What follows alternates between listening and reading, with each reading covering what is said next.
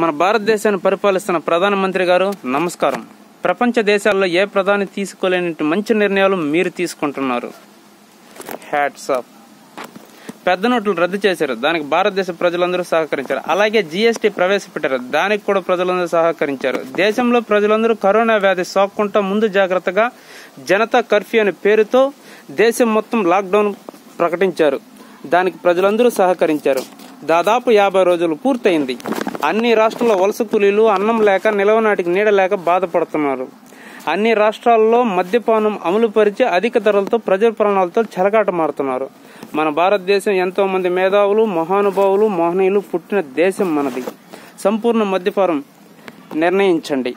స్వతంత్ర భారతదేశంలో ఎవరు ఎక్కడైనా స్వేచ్ఛగా బ్రతకచ్చు, కానీ అలా బ్రతుకుతున్నది కేవలం ప్రజాప్రతినిధులు మాత్రమే. ప్రధానమంత్రి గారు దయచేసి ప్రజలందరికీ సమానమైన న్యాయం చేకూర్చాలని కోరుకుంటూ సైనింగ్ ఆఫ్ నాదముని, ఆంధ్రప్రదేశ్, నెల్లూరు జిల్లా.